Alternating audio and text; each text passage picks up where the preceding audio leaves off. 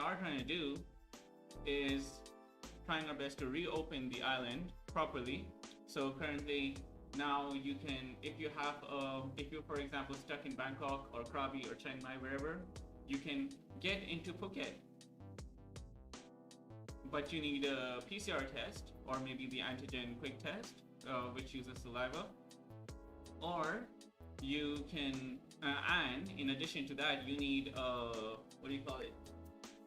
You need a promise or some paper that says that you are going to be getting the vaccination, like an appointment slip basically from a hospital. So that's great. There are a few friends of mine who were stuck outside of Phuket and they couldn't get to work, and now they can. They have arrived yesterday, at least a couple of them. So yeah, there's that. That's I guess that's good news, to be honest, isn't it?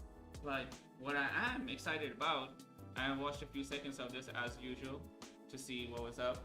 I have some emo news, not for myself, not off myself. I have some emo news about a guy, this British national, older British national. He got stuck in the forest in Konkan, and his reunion with his wife is actually what people are talking about.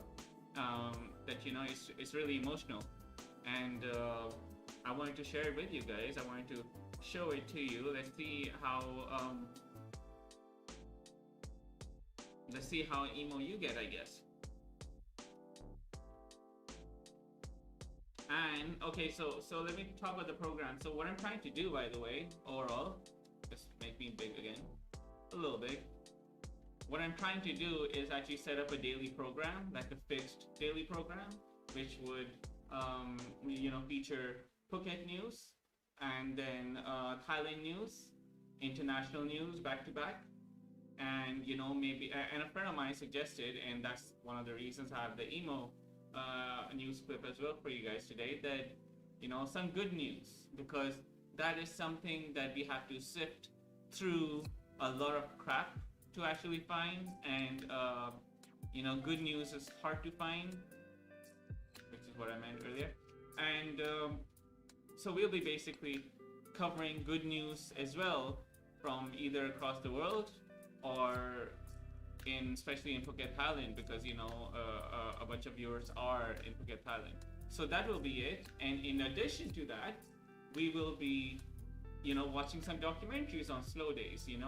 I think a lot of people told me that the WhatsApp documentary that entailed that Facebook purchased WhatsApp, and why they did it, and data breaches and not data breaches, data collection, selling data and stuff like that. I think that was actually a really, really good documentary that I personally enjoyed very much.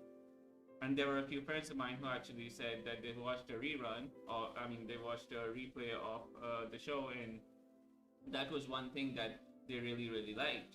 So it's obviously always good to get some feedback. And let's see what we have in this emo news firstly.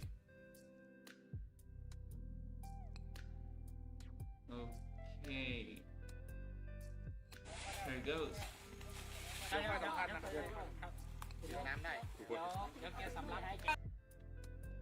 Make myself smaller again.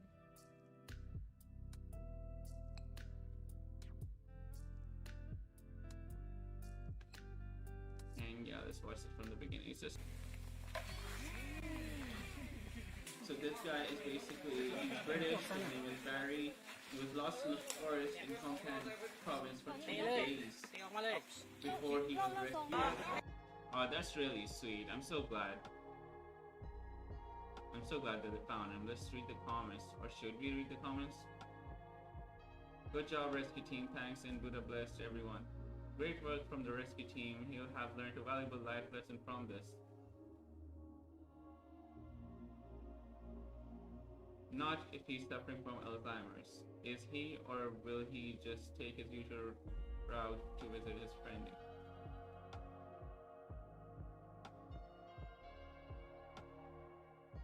Give it to Thai expats, Thai immigrants.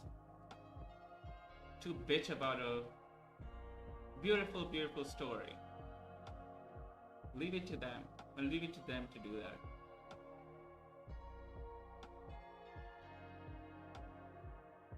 His wife told him 1,000 meters there is a bar open. Well done, rescuers, before I get idiots. That's a joke.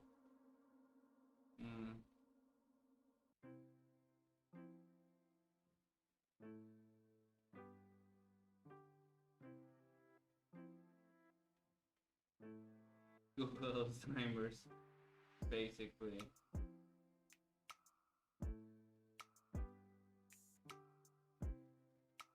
Okay, well, regardless, screw these guys. Forget the comments, Barry. I'm glad you were returned to, I'm guessing that is your wife, and that's such an emotional, response from his wife, isn't it? But I'm glad that happened. I'm glad they're reunited. It's very, very sweet. This whole thing. Anyways, coming to the next one, we have immigration releasing Phuket Sandbox Tax. So let's see. This whole time I've been discussing, how I'm not really happy with the Sandbox because, they're not really checking people. Again, I might be wrong. Things keep on changing every single day. So I can't really say much about that, but let's see how the numbers look. Reports stated that there have been 28,197 arrivals so far under the Sandbox scheme since its launch in July 1st. It added that of that total, 4,963 people are still in Phuket, 10,492 have returned to their home countries, and 12,000, so over 10,000 have returned, and 12,742 have ventured to other provinces in Thailand. Of the foreign arrivals, we got them from USA, UK, Israel, France, Germany, and a total of 3,794 arrivals were Thai. I wonder if they are residents of Thailand and they were just returning, or were they just people coming for vacations into their home country and returning back to wherever they were from. They haven't clarified that. Elsewhere, the Phuket Information Center reported on its Facebook page that 1.6 billion baht has been generated through the Phuket Sandbox scheme so far. Of course, this number keeps on changing, so we can't really confirm that, but we'll trust it for today. It detailed that of that figure, 565 million baht has been spent on accommodation.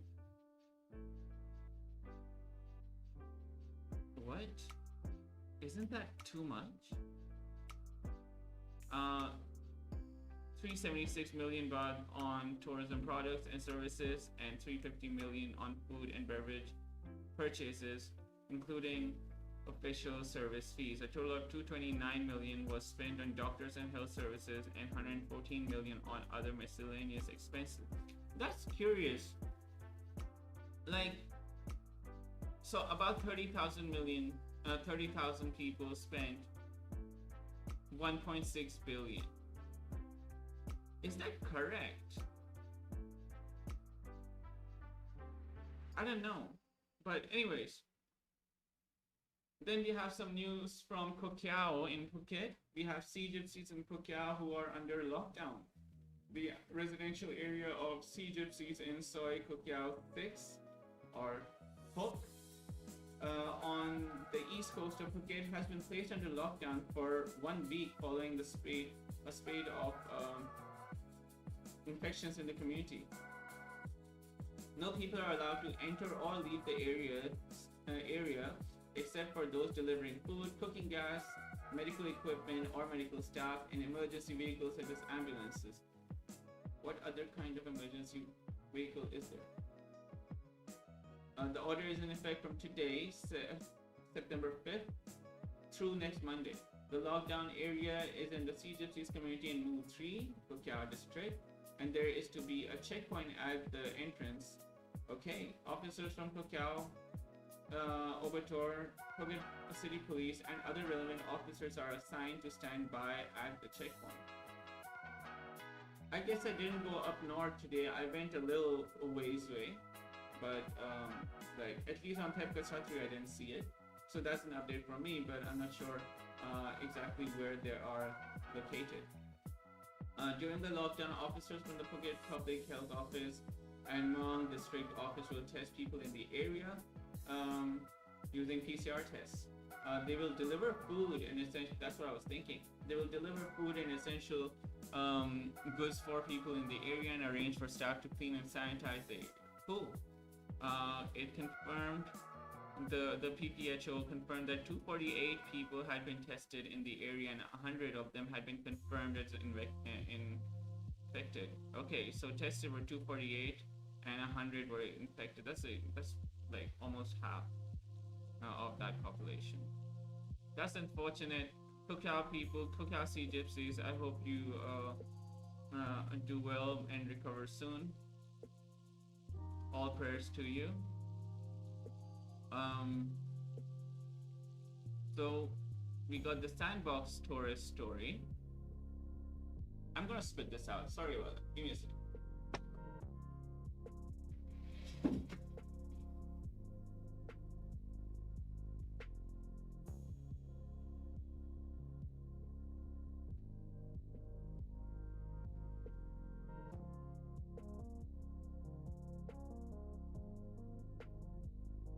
There, that's done.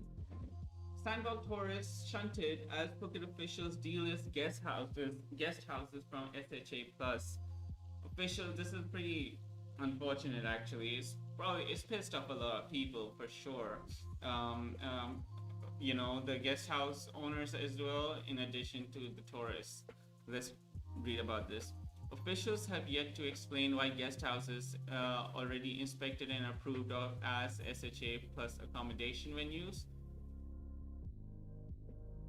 are having their SHA licenses revoked because they are fully legally operated as guest houses but not as hotels, a fact known at the time when they were approved. Somebody was trigger happy, that's what happened. The operator are too, are too optimistic. The operator of one guest house in Patong told Phuket News yesterday that he first learned of the problem last Wednesday night when he went to register guest details through the Thailand SHA web portal as required by law. Unable to log in, the guest owner first assumed it was a password or website issue, but was told that by the Thailand SHA web admins that his guest house was no longer registered as an SHA venue. Asked why the SHA status was revoked, the owner was told to contact admins of the Phuket Sandbox project through their Facebook page.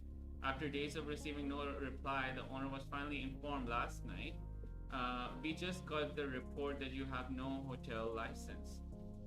The owner was told to have his Sandbox tours moved to another SHA venue. He was also informed that accepting any new Sandbox guests would be illegal. That's really dumb, man. If you continue to accept customer, you will act against the law. Please ask your customer to move to other hotel. Paraphrase, come on, PN. The guest house in Patong is currently enjoying 100% occupancy. That is really weird. Most of the guests are Sandbox tourists. This is really weird because a guest house in Phuket town can't operate for Sandbox, but a guest house in Patong can. It just doesn't make sense. The guest house was approved for SHA in April, June, and for SHA Plus at the end of June. The guest house was, I'm saying guest house too much, sorry. Look at this. The guest house in Patong, the guest house was approved, the guest house was even.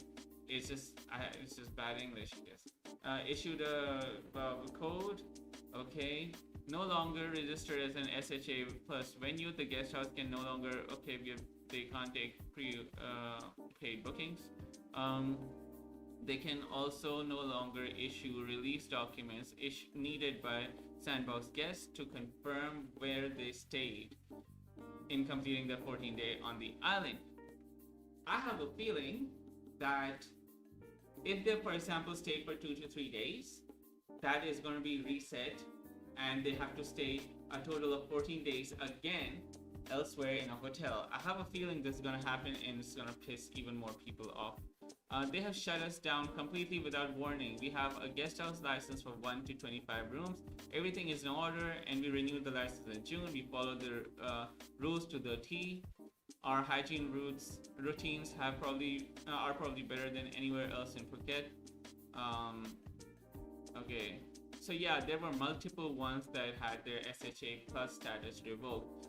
This is sad, and this is not organized. It causes people to lose faith in having a chance to recover economically, financially. It's just unfortunate because in Phuket Town there are a lot of restaurants and everything, so that those would have been used as well. But clearly, if you can't stay in Phuket Town, why would you go there all the way to Patong? That's like a 40-50 minute drive there, and a really expensive cab ride, by the way. So there's that. Unfortunate. Anyways, last on Thailand is the reopening Thailand roadmap in the NNT. By the way, thank you Phuket News for covering those stories, and obviously if you have issues of of me covering this stuff from your website, please let me know. I'll stop. I'll go to other news agencies. Completely up to you. June 1st, Phuket Sandbox. June 15th, Samui Plus, which is kind of like the Sandbox. August 16th, Phuket Sandbox 7+7 extension. So you can stay a little longer. In October 1st, they're saying that Bangkok, Chonburi, Phetchaburi, Prachuap, Kirikan, and Chiang Mai will be opening. And mid-October, 21 additional provinces will be opening. So apparently we're like going straight ahead. We're like, fuck it. We're just going straight ahead and opening shit. So this will be interesting. What will be the result of it? I mean, yes, the economy is going to be getting better little by little by little. But what I'm personally afraid of, and this is just my personal opinion, is that it might be dangerous, and we might get more cases than we have now. I just don't know. It's a month away, less than a month away now, about 25, 26 days. So let's see what happens, I guess. Now there's this interesting story about India. So what's happening in India, what we heard, people were dying. There were dead bodies in India on the side of roads because people were just, there was just too much death. Their hospitals were filled up and everything. All of a sudden we stopped hearing about it. And this is a really nice story by BBC. And I obviously read through it because it's a really, really long one. You don't want me to go through all of this. But, I want to give a summary of what has actually happened, because I was talking to some people a few days ago and they were basically saying that, India recovered. They didn't take the vaccine. So India recovered. And I had not been following Indian news for a while, so I just didn't know what to say. I was there, okay, good for them, I guess. But now that I read this, I realized that, India has recovered, but in a really weird way, because, well, let's get on with the story. If I tell you now, you're not going to stay for it. 6 months ago, India was in crisis. Just talked about that. Doctors were collapsing from exhaustion. Virus was spreading through crowded slums, home to millions of the country's poorest people. Today, the country looks very different. Daily new cases have plummeted, dropping from a peak of over 90 infections in September down to just over 10,000 a day in Feb.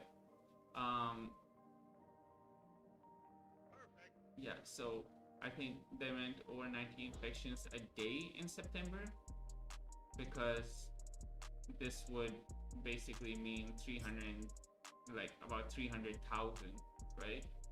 300,000 cases in Feb. So yeah, 90,000 infections a day in September, down to just now. Wait, how old is this?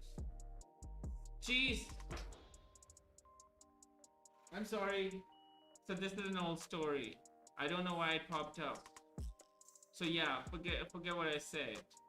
Um, yeah, forget what I said. I'll look for an updated story on India. I'll make it a point to cover it this coming week. That was close, man.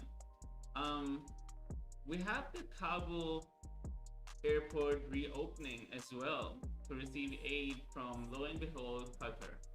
And that's a Qatar plane you see. Let's watch this video together. Hasn't been operational since US troops finally withdrew last week. It's now been repaired with the help of technical teams from Turkey and Qatar. A plane carrying aid supplies has arrived from Doha. Victoria Gatenby reports. Afghans board an airplane at Kabul International Airport bound for the northern city of Mazar-e-Sharif. Technical teams have been working for days to repair the badly damaged runway and radar system, and on Saturday their efforts paid off. This is the first domestic flight from Kabul since it fell to Taliban forces last month, and airport staff say they're looking forward to more in the coming days.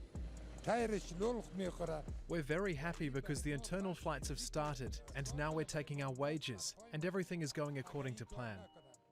The reopening should soon allow Afghanistan to reconnect with the outside world and vital aid to get in. But the Taliban says more work needs to be done before the airport is fully operational again. As you know, the airport was destroyed by the Americans. They burned down every part of it. Therefore, we needed time to repair it, but we predict that within a few days, international flights will be in progress.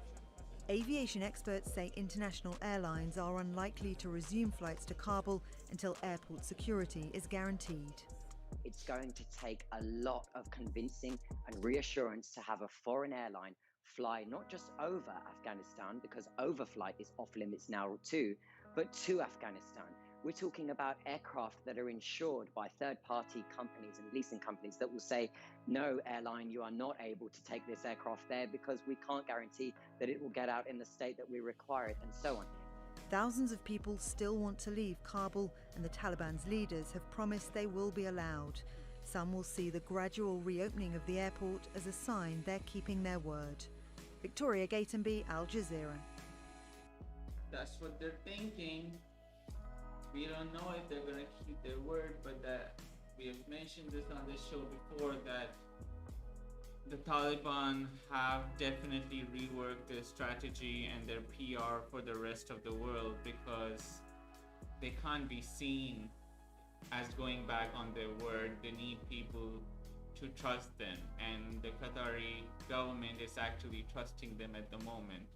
Then yeah, I mean, it's all assumption at this point, but I have a feeling, again, my opinion, that they are gonna stay well. They are gonna be decent human beings for a very long time. They're patient, dude. Like, they waited 20 years to take over Afghanistan like this. They waited for the US to F off, and then they basically managed to do that. I won't be surprised if they're patient enough for another 2 decades to show the world that they are better in terms of, being decent human beings, and then they might just, lose their marbles again. We don't know. Again, just not hearsay, just my assumption. I'm just curious. There's one, my friend Fransu, thank you Fransu for this. So he sent me this.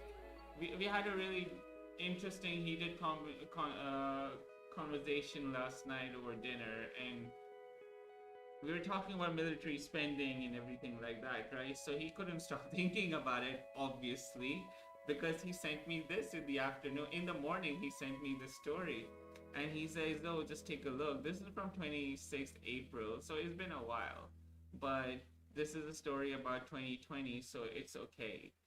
And basically, when the world was completely effed, when the world was completely shut down, no planes, no meetings, no nothing, everybody just was stuck where they were, the world military spending rose to almost 2 trillion.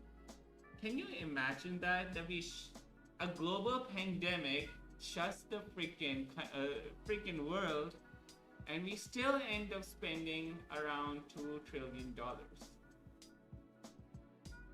And the spending has been increasing since the 90s. It went low, it went down in 95, and it started rising up in 2000. And obviously, we all know what happened in 2000. 2001 was 9/11 attacks, so things have gone to shit since then. Not for the people making the money, by the way. Not for the mercenaries and the arms dealers and stuff, but everybody else. Total global military expenditure rose to $1981 billion last year, an increase of 2.6% in real terms from 2019. This is data from Stockholm International Peace Research Institute. The 5 biggest spenders in 2021 were, check this out, USA, China, India, Russia, UK. The military spending by China grew for the 26th consecutive year. I don't know why they had to single out China. Poor China. Well, not poor China, but I don't know why they had to single them out because military expenditure increased in the first year of the pandemic. 2.6 increase when global gross domestic product shrank by 4.6. We still had money for weapons and war. Apparently that doesn't pandemics don't stop war from happening, obviously. This was the biggest year-on-year rise in the military burden since the global financial and economic crisis in 2009.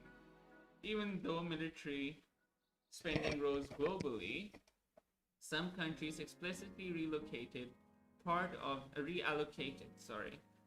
their planned military spend to pandemic response, such as Chile and South Korea. Several others, including Brazil and Russia, spent considerably less than their initial military budgets for 2020. We can say with some certainty that the pandemic did not have a significant impact on global military spending in 2020. It remains to be seen whether countries will maintain this level of military spending through a second year of the pandemic. Well, it's definitely gonna go down big time for the US because their bases are not in Afghanistan anymore. So there's that. They have officially been exported. A strong increase in US military spending continues in 2020. In 2020, US military expenditure reached an estimated $778 billion, representing an increase of 4.4% over 2019. As the world's largest military spender, the US accounted for 39%. Oh shit! They were 39% of the total expenditure, so they spent 39% of the $1981 billion. My God, man, seriously. And it's amazing though, because I mean, I have friends in the US and everybody complains about zero healthcare situations, shit education services, not paying teachers anything. People are working 2 to 3 jobs to actually survive. And then you have the military budget where there's literally no problems whatsoever to spend money on that instead of the education system in America and healthcare and so many other things. It's amazing. So yeah, it's just that. I just wanted to cover this. Thank you, Francis, for sending this to me. This was an eye opener for sure and extremely entertaining, to say the least. Just the last 2 things I want to cover. I think you're gonna like this. Is dramatic adverts in Thailand television. So what happens is they have these really long ass adverts and they're really good, by the way. The production quality is good, the storyline is good. It has like twists, man. It has like proper twists. And okay, so this is multiple ads. So let's watch this. You might be thoroughly entertained. And it has a cute Thai chicken as well, so maybe that will attract you if nothing else. พี่ไม่ต้องไปฮ่องกงแล้วจ้ะ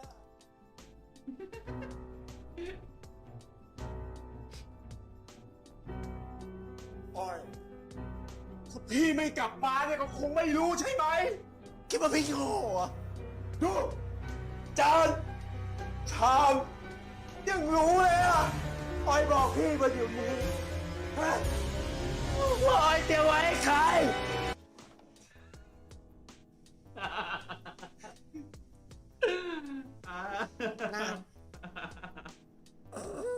พอไหมร้อง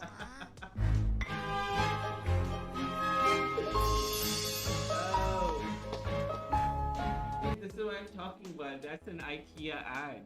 That is so nicely done. It's so nicely done. Good for you, IKEA. I have to send this to my brother. He used to work for IKEA. So yeah, so that's one. That's 46. Okay, this. เดี๋ยวรอก่อนบะหมี่ตอนนี้ยังไม่ได้รอก่อนได้ไหมเรา ไม่ได้สั่ง แล้วใครสั่งไปเล่นนี่ใครสั่ง ว่าสั่งเอง สั่งให้ใคร สั่งให้ลื่นไง สั่งทำไม ก็เห็นลื่นเหนื่อยอะ เพียงคำเดียวที่ปรารถนาอยากฟังให้ชื่นอุราใจผวาผวา เพียงคำเดียวก็ชื่นใจ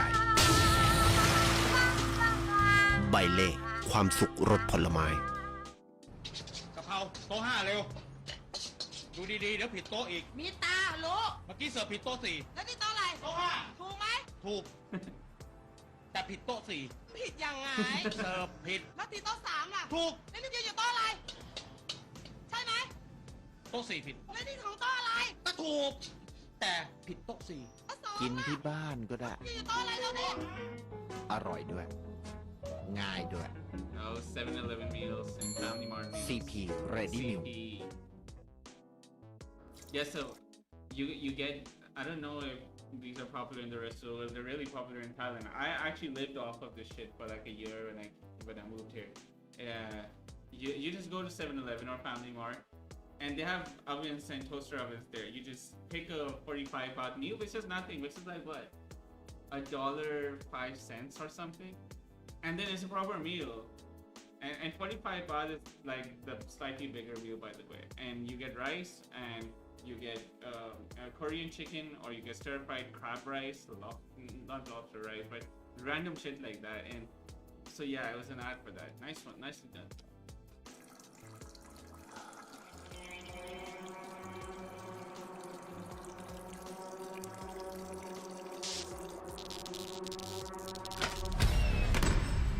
Holy shit, the minutes here.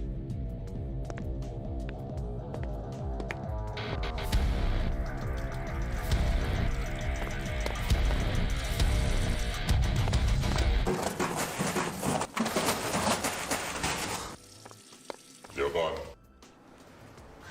จะสาธิตวิธีการใช้กระดาษเช็ดมือให้ดู มือของผม ใหญ่กว่าคนปกติถึง 2 เท่า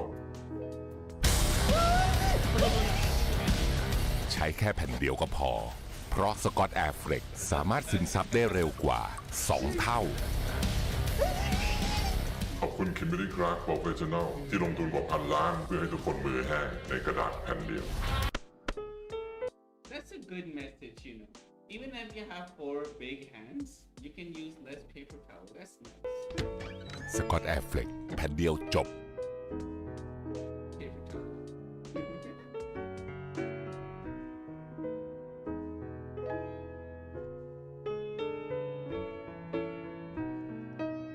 Okay. Well, that's it. So wait, don't go. So this is the last thing, but I pulled out on YouTube all the interesting or funny ads. A lot of these I've seen, a lot of them I have not seen. This is really long, but it's a fantastic story. Check it out. Where is it?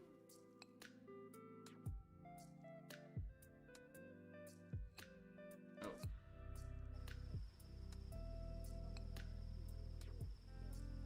เฮ้ยนี่ยุงนะมีไข้เลือดออกด้วย I spread dengue fever, he just said. บวบนะเราอะดูท่าเลือดจะเยอะ ขอดูหน่อยได้ไหม So one thing about Thai people, they're brutally honest. If you're fat, they'll tell you to your face you're freaking fat. Like, and they don't. I don't think they mean anything rude by it, but they literally just tell you that. So if this guy saying that, oh, you're plump, so much blood, he's basically calling her fat. But good on her for having a weapon. ดูท่าเลือดจะเยอะ ขอดูหน่อยได้ไหม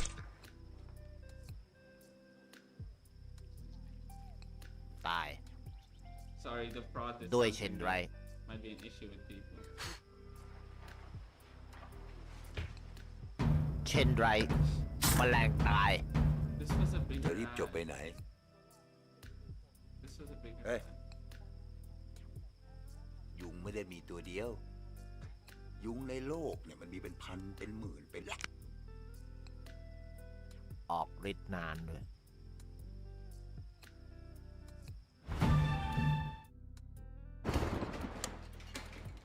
Shake it. หน้าฝนแมลงมันจะเยอะ โรคเยอะด้วย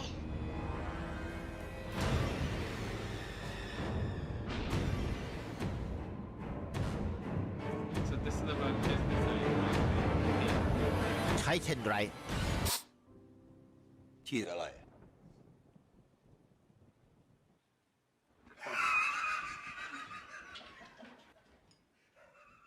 สเปรย์ปรับอากาศ สงสัยจะหล่นไว้ย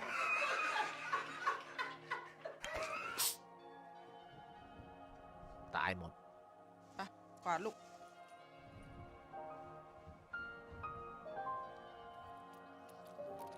Ew.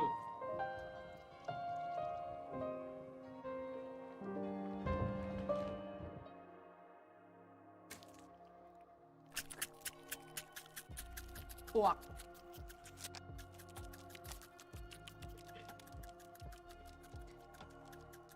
เอาฉีดดิ เช่นไดโฟม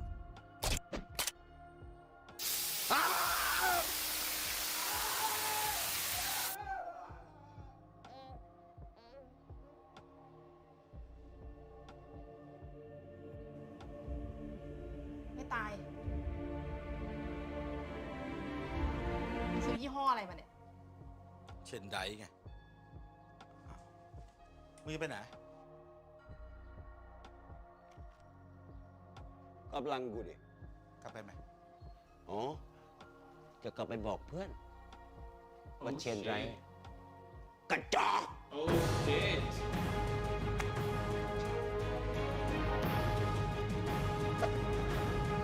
Oh, it's on.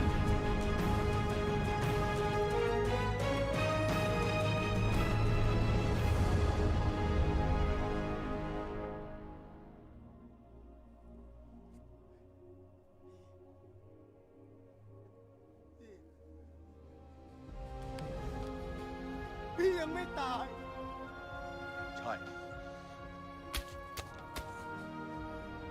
มันทำอะไรพี่ไม่ได้ ต่อไปนี้ พวกเราจะไม่ตาย ตาย แต่แล้วตาย